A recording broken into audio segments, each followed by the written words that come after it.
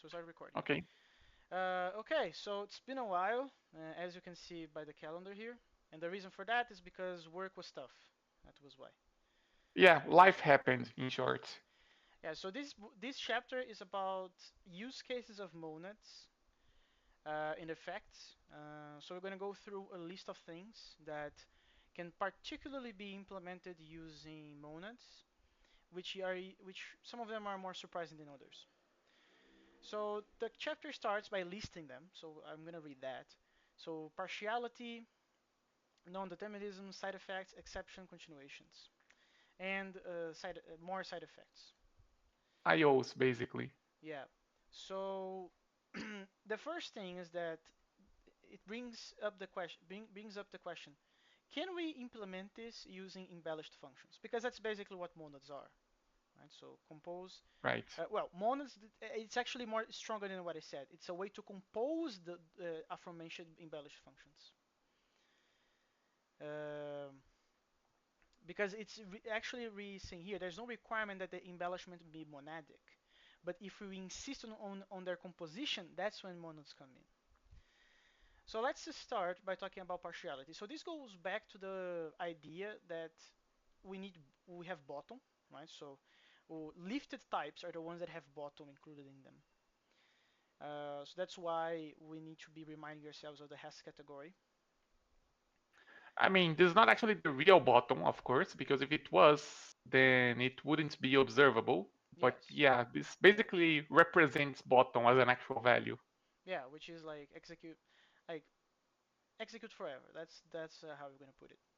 So then we go to non-determinism, which I'm gonna be honest, I gotta confess, I was not aware that some people think of lists in this way. To be honest. It's not so much that they think of lists in this way, it's more so that lists can be used for this purpose, among other things. Yeah, but he describes it in a way that's like, yeah, man, non-determinism is just a list. Whatever, like that's it. I mean, if you Uh, think about it, yeah, after you non-determinism think means, about it. yeah, it means there's more than one possible result, right? So Yeah, the way to turn that into a pure function is to say, okay, I'm just going to return all of them. And the most convenient way to do that is by using a list. sure. And then if you want a random result, you can just pick a random value and index the list using that. Well, a random number and index the list using that. Which maybe is the reason that we chose a list instead of a set. Maybe. I mean, a set is slightly better because it prunes duplicate results, right? Yeah, but how are we Uh, gonna do this kind of shiz? well, you can turn the set into a list and grab a random value that Well, way. but then you were just kneeling upon the list anyway. You could use a sorted set as well, but then you are constraining the input value to be sortable. Yeah. Anyway, so we're gonna. This is what he's talking about the list monad, and it can be used for non-deterministic operations. And then we talk about concat being list's version of join, and this is peer, and this is how we can implement. Which I actually never thought about it, but that makes perfect sense because we have a function that creates a list at the end. So if fmap a list of stuff using that, we're gonna have a list of lists. But then if you concat that, you're gonna like collapse one of the lists. So makes Yeah, you sense. yeah, there's a built-in map catch that already composes those two, right, Yeah, in Haskell. mapcat. Yeah, you can replace the concat and fmap with a map. Um, well, I don't remember the name. Concat map. Yeah, concat map is the list version, but there's fold map for the generic one. Yep. And then this is just an easier version of calling a non-deterministic function in a loop, or implementing a function that returns an iterator. So here's an example of like you can generate a list of possible moves in a game of the next moves of your opponent in the game. Of course, applications of the list mono are much wider, and as we all know, many loops can be rewritten using fmaps and folds, right? Because if you have a loop in an imperative language that has an if, that will conditionally append something to an accumulator. You can use a fold for that, and you can also use the notation to do this kind of stuff, which is kind of cool. Which is And kind you of can cool. also use this kind of stuff to implement Prolog, incidentally. Which I'm not aware. Well, given this, yes, now I am aware. But that seems like there's probably some deeper stuff to implement Prolog than just this. I mean, uh, this gives you non-determinism, and you need non-determinism because, in general, predicates are not deterministic in Prolog. So, Yeah, 100%. So this is how you can make the triangles, like length of size of triangles. You can use it like this, but in later on he shows how to use list comprehensions, with I think it's more intuitive. Although it's always better to know what the heck the list comprehensions these sugars do. Something that I also would like to grab your references, Marinho, is because people like I am already convinced to some very high degree that monads is a generalization of continuation passing style. uh, kinda. It's more appropriate to say that it's not just continuation passing style, but actually continuation passing style with a list, an actual reified stack as the continuation. Because in general, you may need to do stuff that that slices away or actually composes a piece of a continuation instead of just going to the continuation and never coming back, right? So it's more like you can use the limited continuations, which is slightly more general in terms of expressive power, um, to express other things. So like the main thing about a continuation is that it's a function that, well, here you would represent it as a function because it's Haskell, right? That basically does the rest of the computation, and that's essentially what the second argument to bind Exactly. does, right? No, exactly. To me, like if you have an either or a maybe, I can 100% imagine that doing like in Racket in the continuation passing style strategy that I've done with you before accidentally. Yeah. I can 100% see that. However, I have a very hard time imagining how to implement purely in continuation passing style the least monad. Uh, I mean, there is a way to do church encoding of a list, right? Yes. You would basically use something similar to that as your continuation, because a church encoded list is basically a function that takes two other functions, one that tells you what to do in the no case, and another that tells you what to do in the cons case, right? Now I understand. So in that case, you're gonna have to pass two functions. Because that's basically what we do in the case of pattern matching, right? When you are making Yep. the instance of the monad, you need to know if what is coming is null or it is cons. So in the case of the CPS, you would just pass the two functions. Yes, because those are basically the two continuations, right? You either have an empty list, in which case you want to do one thing, and you call that as your continuation, Hmm. or you have a const cell containing an item and the tail of the list, in which case you want to do something else, right? Yeah, makes sense. Makes sense. So now I can properly see because I think what I said is a quote from Simon Peyton Jones that monadic style is a generalization of CPS style. Well, CP style. I think it's in a paper, but don't quote me on that. I will not, don't worry.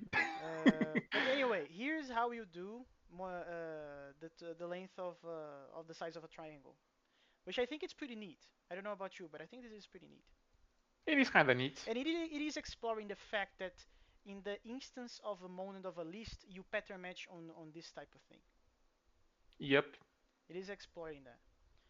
So that this this a bunch of text is explaining that, and as it is says, you can generalize. Well, you can reuse. You can use these comprehensions to do the same thing, which I Yeah, think it's it's basic. like nice syntax sugar, but It is, I think it's kind of dangerous to teach someone this version first because it will be very very far away from this thing. and that's why we hate on Python. That's fair. That's fair. By the way, hello Uli. Hello. Read only state. So the next one is the basically the reader. Basically the reader. So the reader is a monad, and as we saw before, uh, you construct a new reader using a lambda, right? And then you Yep, have an auxiliary function to run a reader, which is this thing right here, to basically to pick an environment and apply it because you are holding a function, right? You're yep. basically holding a function. And now that I think about it, like after reading, reader is extremely similar to state, right? Extremely It similar. is. It is. In fact, you could argue that it's like half of state, right? Yes, it's half of state, which is cool. And this is the implementation of bind on that. So you first, so like I don't know if it's worth to do the type Tetris in a recording, but well, basically what the heck you're doing. You know that this function produces a new reader, but the problem is that you already are in one. So you run the first one, which is this thing, using the environment that you were given, that will return you a value, and you have a function that receiving such a value returns the reader, right? A new one. But again, you are already in one, so you need to call the runner again. So this Yep. is how you do that, and this is how you do without the lets. And then we go to the writer, which is a very similar procedure. The only difference is that you need to constrain that, saying that whatever is W is a monoid because you're gonna use mapend in it with it. So there's that. Yeah, otherwise there's no generic way to compose these things, right? Yeah, yeah. There's no way. So here comes a state, which again has a runner. And I don't know if you have ever used the state before, Marinho, but the get and put functions type signature is very non-intuitive to me at all. Very. But if you desugar the do notation and you just use binds, it will make perfect sense. It is just that I never ever think about the types of get and put ever. Yeah, they are kind of weird. Very weird.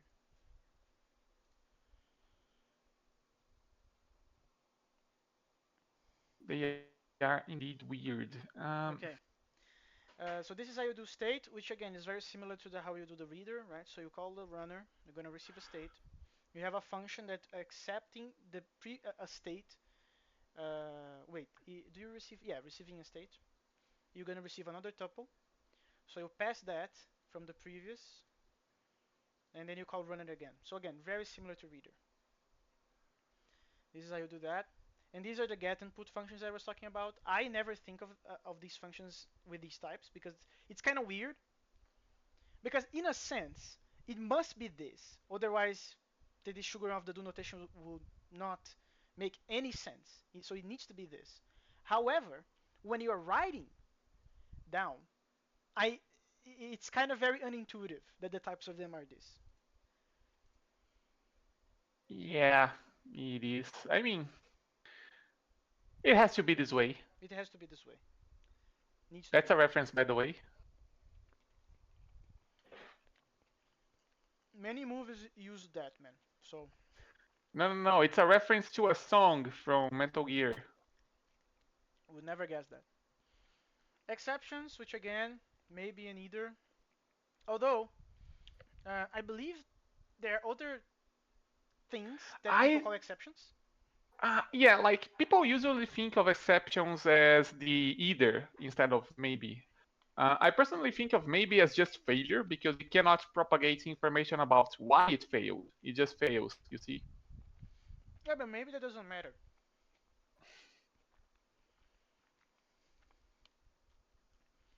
I don't know. Yeah, but that's just because when you think of exceptions in other languages, typically you throw an exception, and the exception is a value which contains some information, right? Mhm. Mhm. Maybe by itself doesn't actually give you that. You just have nothing, and then you don't know, like you don't have any payload when you fail in the main Bib monad, That's true. which algebraically is actually very convenient. Wait, why is that convenient for algebraic? Then maybe.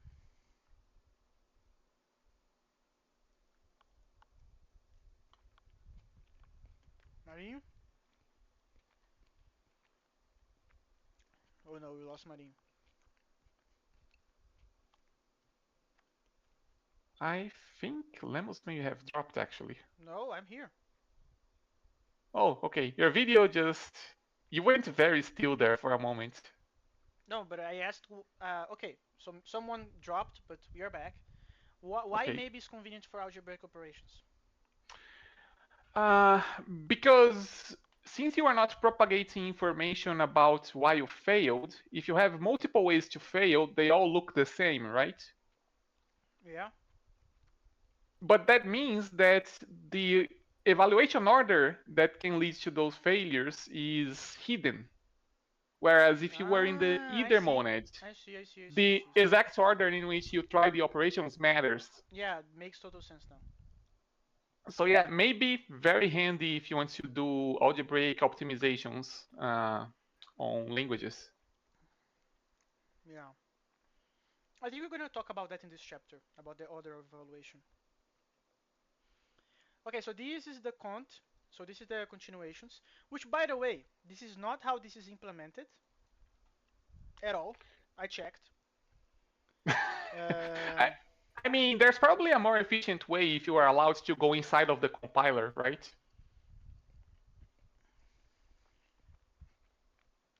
I have no idea if the reason is because of efficiency at all. But the way that this is implemented is using the cont t transformer with the identity monad, which makes sense. Hmm. Oh, maybe because the const t needs compiler support in GHC to be efficient, and then they were like, yeah, let's just reuse all the optimizations instead of, Is GHC using built-in transformers? Why? Is that like is there a gain in performance in doing that? if you're just doing continuations, probably not. But if you are using transformers, then likely you are using other monads as well, right? And by the way, I think the same applies for everything else. The reader is not how it is written. The writer is also not how that is written. All of them are using transformers with identity.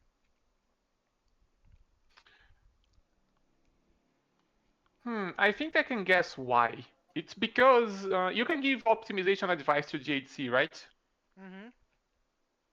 You can. If you implement the vanilla versions of those monads using the transformers versions, then you only need to give the optimization advice once. Oh, okay, I see. Anyway, in this vanilla naive version, this is the continuation, which again does what Marinho said, and I think this is the most complicated type Tetris of this chapter. And it's actually not even the most complicated that continuations can get because this is an undelimited continuation. It's actually less powerful than it could be. I'm not a continuation guy, so could you please explain to a stupid person like me what is the difference between the limited and undelimited? Okay, so an undelimited continuation, when you invoke it, you are done basically. You escape the current context and you just give the value to the continuation, and that's where the computation goes. And you can't compose those, right? Because as soon as you invoke the continuation, you're basically saying, yeah, this is it. That is undelimited, you said. That is undelimited. With a delimited continuation, there are the continuation is actually segmented, okay? Sure. And you can manipulate fragments of the continuation, which means you can compose them, um, which means when you invoke a fragment of a continuation, that doesn't necessarily mean you're going away forever, right? Because It's more like calling a function than fully escaping. If Why you those names? Because in the literature, historically, undelimited continuations came first, and they were just called continuations. And then someone was like, "Oh, you can actually have this prompt construct, which allows you to capture only a piece of the continuation instead of the entire thing." Um, and naturally, because they were delimiting a continuation that was a concept that already existed, they just called it delimited continuations. Okay, so bad way to name things. Uh, but also, you kind of need delimited continuations to do anything non-trivial with continuations because normal continuations they don't compose very well. In particular, because this all actually came up, it was popularized by Scheme. I'm not sure if it originated there, but it probably did. Turns out to have a useful repo, you actually do need delimited continuations because you don't typically want, if you capture a continuation you in the repo, you typically don't want to capture the repo's continuation as well, right? I have a question. Yeah, the answer to that is yes. You said that this is the undelimited ones, right? Yes. But we compose them. Now what? The point I'm trying to make when I say composing is not about constructing the continuation that will then get invoked later. It's about, okay, I have a continuation. Can I compose it with anything else when I'm about to invoke it? And the answer is actually no, because if you look at the types, the return type R is fixed, right? Mm-hmm. That means that whoever is using these things doesn't actually control them, the return type, right? In the sense of the code, not the person writing the code. Like, whenever you reach a point where, okay, I am about to invoke the continuation, you can't do anything else afterwards because you are already going to R. Mm. So with the limited ones, you are not fixed on R. Yeah, you can capture a delimited continuation that is like, it doesn't go to R necessarily, and you can compose that. You can call it like a regular function as opposed to being the last thing that you do, which normal continuations force you to do that, right? Because of No, no, no, no, the. no. Wait. That's not correct. What you said right now, because we can compose them as we're gonna see later on. But you are forced that whatever you are composing afterwards needs to be R as well. No, it's actually more the case that the only way to compose these things, the way that type signatures work, is you have to pre-compose things with this thing, right? You can change, you can add a you can add something to the continuation before you invoke it, but you cannot do anything after you invoke it. I don't know if I'm getting the difference in that. Think about what the type of the fish operator must be for this thing, right? Because No, it R is is on kind the of written in left. here. Well, this is not fish, but this is close enough. So we have a continuation on the left, and we are receiving a function that returns a new one. No, actually, you are receiving a function that No, actually, sorry, I said it wrong. We are receiving a function that has this type signature, and we are returning a new one. That's the correct way to say it. yes, it is. And if you look at it, you see that R never changes, right? No, I agree that that's a limitation that I understand from what you explained. But you said something else. You said that alongside the R being fixed, uh, once you call this, you are done. But what I'm saying is that if you compose them, you are not. You can have a No, but chain you of are them. because no, but you are because the original continuation, that one that takes an A and returns R, right? Hmm. That function will be the last thing you call always. Yeah, man, I don't understand because to me, you have a program that has 50 continuations. You just bind them together, and that's it. You're not The problem is locked to that this. no, you kind of. you can't compose it anything after the continuation, only before it. Like the you take a continuation as the first argument, right? This is the continuation. This is the continuation. And we return another continuation, right? Yes, this is the new continuation. But the new continuation still returns R. We change the input type from A to B. Yes, and I already agreed on that part, that the R is fixed. But look at what the middle function does. It takes an A, right? It takes Yes, an A. yes, Then it takes a continuation from B to R, right? also yes. Um, and the value, well, actually, it returns a continuation from B to R to be more precise, because that's just currying, right? If you give an A to the thing in the middle, you're left with the continuation at the end. Yes, yes. If you put parentheses around these guys, this is the same as this. But that function in the middle that takes a B and returns an R, it This guy. absolutely must call the original function from A to R inside of it, because there's no other way to produce an R here. Oh, that's what you mean. Yes, Ah, yes. now I understand. Okay, so in under limited continuations, you are forced to remember your past. Actually, it's more like the future is predetermined for you. That's a Ah, okay, I understand that. I understand that. Okay, okay, so okay, thank you for the explanation though. Again, I don't have very extensive knowledge about continuations.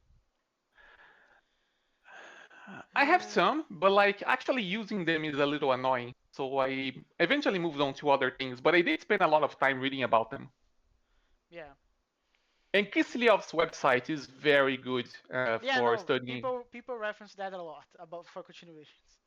Yeah, Okay, and anyway, so this is the runner for the continuations, which again, very simple. Just unwrap this guy, grabs the function, pass this as an argument, and so on. So the composition consideration is notoriously difficult, so its handling through a modern and in particular notation is of extremely advantage. I imagine, right? I imagine. So this is the type signature, which I don't think it's worth doing the type Tetris like right now, but the secret is already the skeleton of the secret is already in here. So which is this is a function. So as the reader and state, whatever is the implementation of bind is going to use a lambda. So this is the lambda. yep, Then it comes that the type of this guy is this, and the type of oh no, actually I said it wrong. The type of this is this. So yep, that means that after this arrow, we need to get an R from these things. yep, And the way we're gonna do that is that if you call the runner passing key A and key KA is this thing, so the runner expects this a function of this type. So this A is this A. Then what we can do with that is grab this function, pass a to it, which is gonna give us this continuation. Well, not this yep, continuation, but this thing. Then we call the runner again. Again, the exact same pattern as reader and state. Calling this, which we know is gonna be this. So this is a continuation in this case because we're calling the runner. And the HB is this function, which we know has this type because it's in here. yep. And that's how you do that. And this is the version. Which again, this is not how it is written in the official code, but it's good enough for understanding. Then we go to interactive input, which is a very, I wouldn't say controversial, but at least a tiny bit polemic in Haskell because some people dislike some interpretations of I/O, some people like it. I am of a fan of the real world interpretation because it actually builds it up better when you study ST because then you understand that this analogy of the real world like extends to ST as well, and I think it's pretty valuable. Uh, well, The thing about I/O is that, first of all, I don't usually use Haskell, Yeah, so I may be a little off base. But the thing is, it's nice that they managed to have a nice, good way to do I/O without breaking purity, right? That's kind of the the point of point. modeling it monadically. Yeah, that's kind of the point.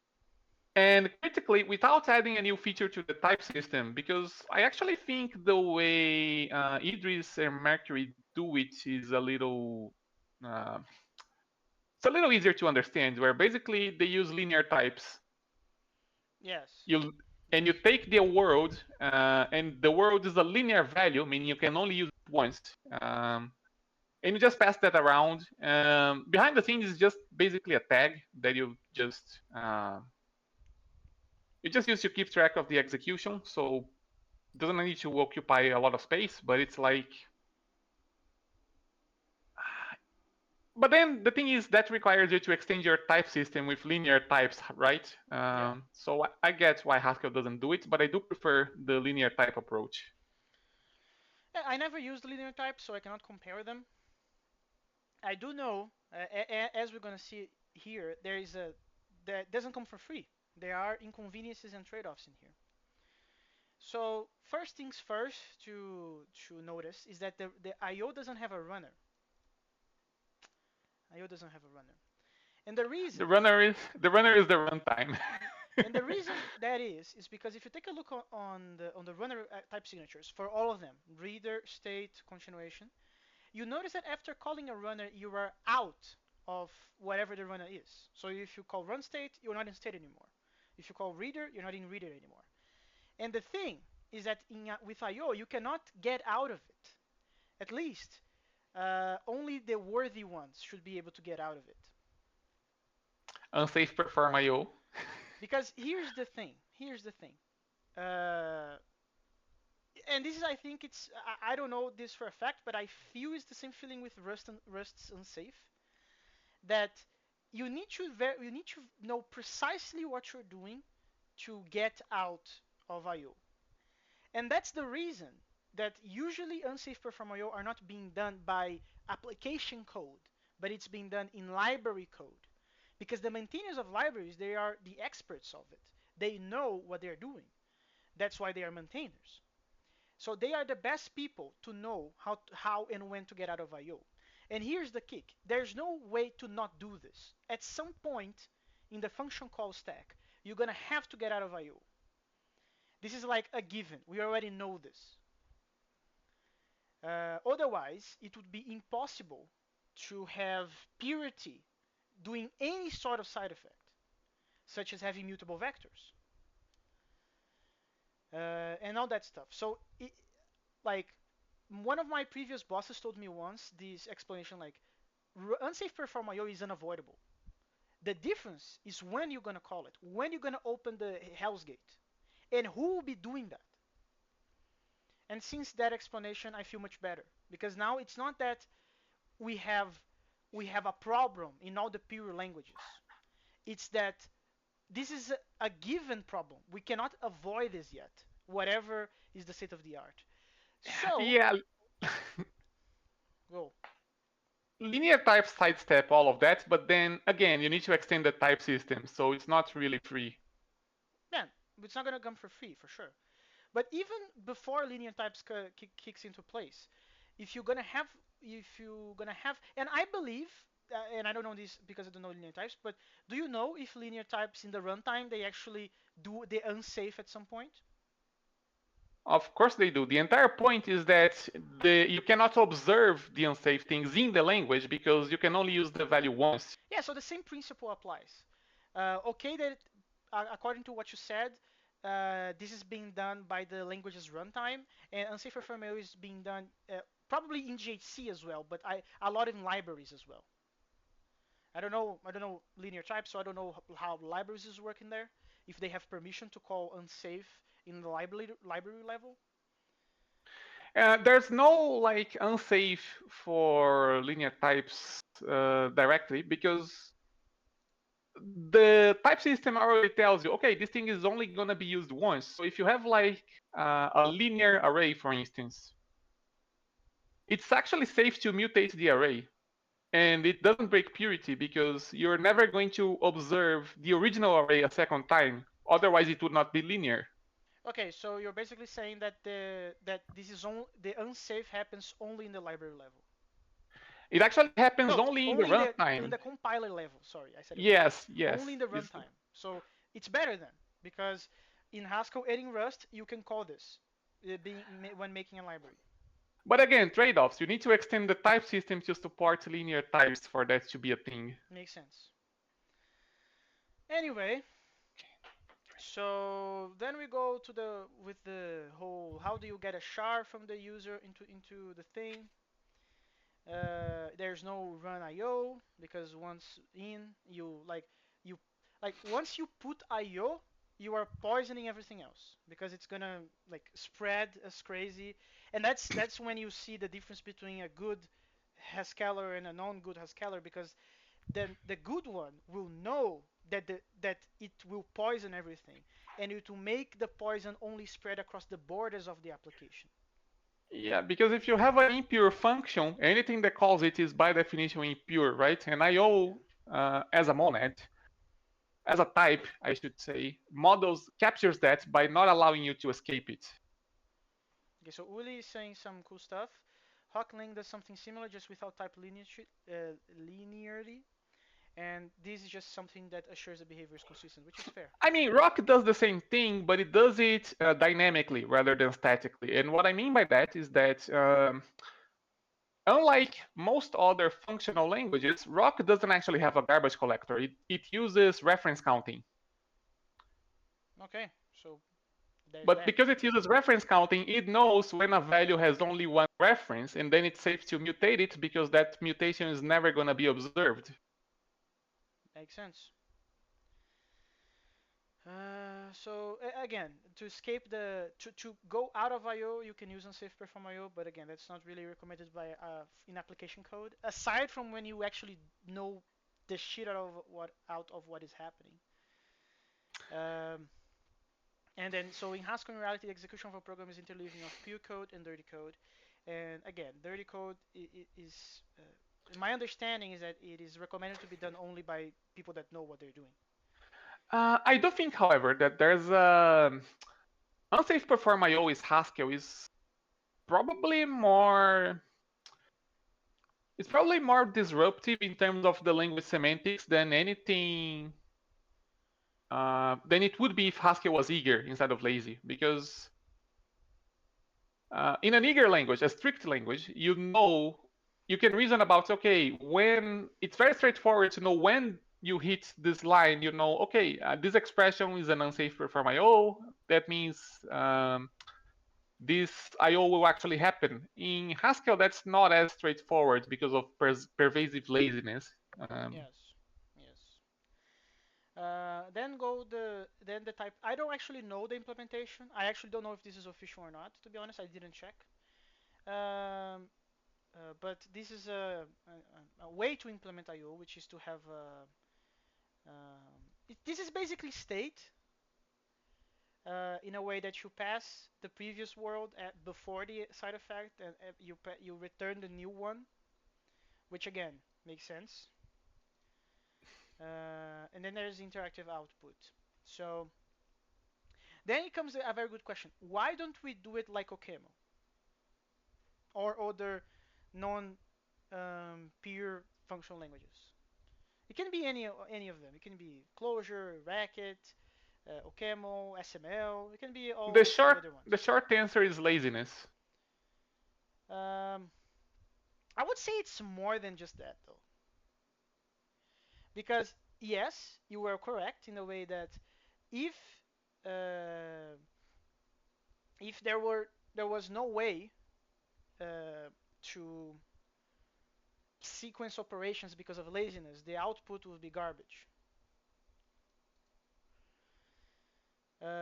So we are making a sequence of dependencies by using the monad, right? Yeah, you're basically turning control flow into data flow. Yeah. Um, Yeah, and this is a very subtle reason as well because if like given the current this answer is given the current type system, what would the runtime do? The runtime would not run this because this is doing nothing.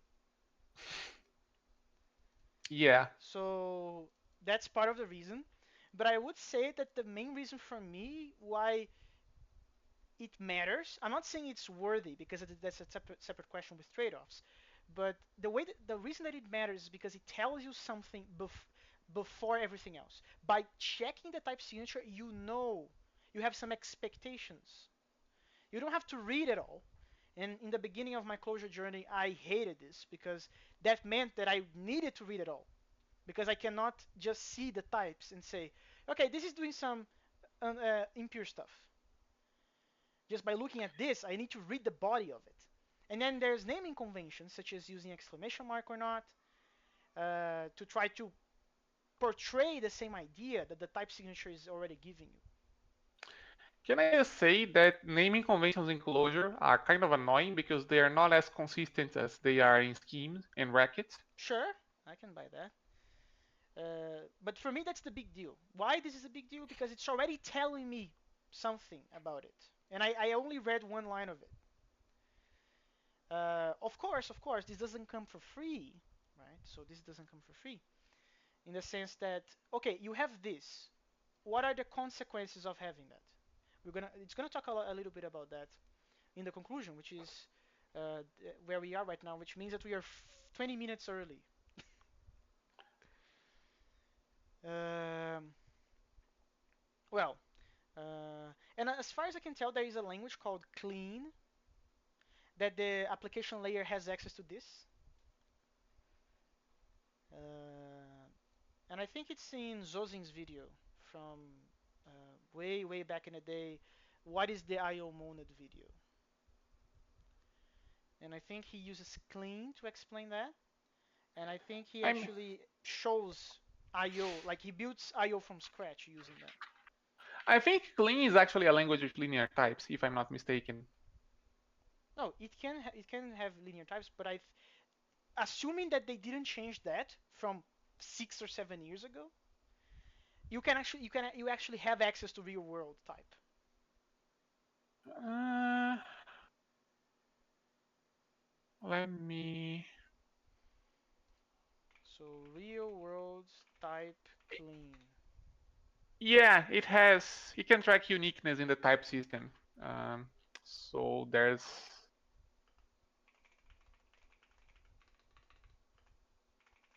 Yeah, the main reason I keep citing Idris and Mercury as linear type systems examples is because I'm familiar with them, but there are others, and Clean is apparently one of them. Yeah, but how does clean use real world with linear types though? Well, the real world is a linear value. That means you must use it exactly once, and that's enforced by the type system. Ah, I see. Wow, the last update is 2022. It's not that insanely like doesn't it's not updated ever. Oh, I don't know clean. I just watched that video, but it's pretty cool. Well, it's pretty unsafe that a language provides you access to this type of shit. No, it's not because, again, linear types. That doesn't mean anything. It's not because It it does. has linear types that the user will not do shit. It does because the type system will prevent you from doing that. Doing what? Shit? Yeah. Actually, the main thing that would break everything is if you use the same instance of the real world more than once, right? Because then you completely break your referential transparency. I don't know, man. You were saying that if you have the real world but you have linear types, the user cannot do shit? Yes, as long as because the language is going to provide you some primitives that take the world and do something and return a new world, right? No, in Zozin's video, he's doing exactly a bunch of functions doing this. Yes, but the point is the world is linear. Sure. What does that mean? Well, I know what that means at first glance. That means that if once the word is used, it's done. It's done. You will never observe that same version of the world again. Yeah.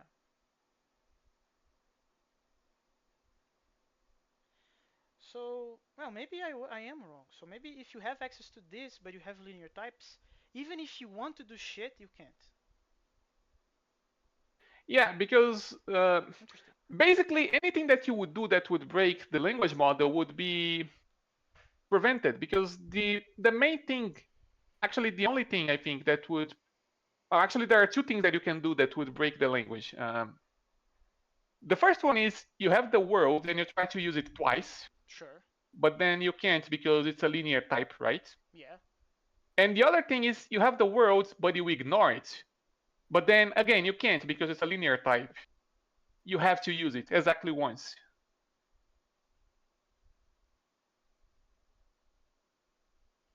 Yeah. So maybe this is the. I have to get into linear types then because this is pretty cool. The fact that I have access, because in Haskell you don't have access to this. You are forced to use this as far as I can tell. Everything is hidden from you. Like all the interactions with IO is completely like you don't have access to the deep stuff. If you can in clean because you have linear types, geez, that sounds like a cool thing. Really sounds like a cool thing. Okay, so Idris has great linear type facilities without the whole logic programming model of Mercury. Hmm. Yeah, because Mercury is not actually functional, right? It's a logic language. Yeah, makes sense. And I also haven't used clean. I just watched a video. Anyway, so then it comes a trade-off, right? So monads do not compose very well. And what does that mean? Right? So let's explain what that means. So there is a very hard problem about composing two arbitrary monads. And because of that, because of that, we cannot compose them in a way that it's not a pain in the ass. Pain in the ass, right? So what does that mean? That means that you need to have specific instances of what we call transformers, right? So you have except t, maybe t, cont t, state t, all the monads, right? I actually don't know any monad that cannot be a transformer. Identity t, and then you make what we call a monad stack. So you have a transformer, and then you can have another monad in that. And why would you want to do that? Because you want to have the capabilities of the two of monads. In the case of maybe t, you want to have a maybe at some parts of your program with do notation, all that stuff. But you also want to have, I don't know, a state in the middle of the program. So you want to combine the properties of different monads because they were made for different purposes, but usually complex programs they do a lot of stuff, so they absorb many properties of various monads. So you want to have all of that, and the problem is because we don't know how to generically compose any of that. You need to have the monad stack that can grow, grow, and grow. And the problem with that is because once you are in the level of the stack, you, because of the type, you need to get back up to the full stack. So in the case of maybe T, if you keep going into the stack and I don't know reaching state, once you do your state thing, you need to go back to maybe T. And to do that, you need to do a sequences of lifts. And I think there is a meme, like there is a piece of code that has like a Haskell program with like 15 lifts in a row. And Um, the worst part is that the order matters, right? well, in the case because we have overloading doesn't because the lifts are going to be No, I'm not talking uh, about the lifts. I'm talking about the semantics of the program. oh Like, yeah, no, the order of the stack matters. The order of the stack matters. You're right. There is some facilities like Lean 4 has automatic lifting, so no more 15 lifts in a row. I Uh, mean, there are 15 lifts in a row. It's just they are hidden because they are well, automatic. which is what people complain, right? So people are not complaining because, well, some people are complaining because it's there. That's fair. But some people are complaining because they have to type that, and that makes the type Tetris harder for them. So having automatic lifting, although it's there but being hidden, it's already a plus. It's already a plus. Or you could say screw all that and use algebraic effects. Yeah, and that's where it comes the algebraic effects like coca. Is that how you say that? Yes, I think that's how you pronounce that. And I also I think mean, that I'm not sure. verse, the new Simon Peto-Jones language, will also use an effect system. And actually, you can implement that in userland in Haskell as well if you want. Yes, yes. There's a library for that. Effects And table even. funny, yeah, and funny thing, You know, Camo, we also have that. I think yeah, it's and funny thing, EFF. yeah, the way to it is EFF. The way to implement that is actually to use the delimited continuation monad. Funny enough, Which monad is that though? Because we saw undelimited one, right? uh, Which one is the delimited continuations monad? it's not in the paper, but there's a whole section in Kislyov's website about algebraic effects and building up to it by using delimited continuations. Okay, okay. Well, anyway, that's kind of like effect systems are or algebraic effect systems. They are not mainstream. Like Haskell is not mainstream, and it uses mainly monad transformers initially. So I don't see effect systems getting popular soon. Like maybe I'm wrong, and maybe verse is gonna blow everyone's faces away, and everybody's gonna love effect systems from now on. Verse Uh, is also a logic language, by the way. yeah, it's functional logic, right? So it's a combination of the two things. Yeah, Mercury is also functional logic, but they come at it at different angles, right? Because Mercury is like, yeah, let's start with Prolog, let's add syntactic sugar for lambdas in terms of predicates. Verse is more like, let's start with the lambda calculus and add some features from logic programming, like logic variables and backtracking and all that stuff. Yeah. So maybe I don't know. Maybe when those languages get more popular, like Verse and Mercury, maybe people will get more into effect systems. But it's something very rare to see. Uh, and yeah, there's that. That's my 2 cents about that. And then chapter 22, next time will be about monads in CT in category theory, which is way Uh, more stuff, like way more complicated than it seems. I read like more than half of it, and I have to revise a bunch of stuff. But that's what we're gonna talk about next time. yeah, I think I don't recall off the top of my head if it's this chapter or the next one that has that famous phrase. Which one? Uh, Monads are just monoids in the category of endofunctors. Prob, I don't know if it's the next one. Anyway, I'm gonna finish the recording now. Bye, future people.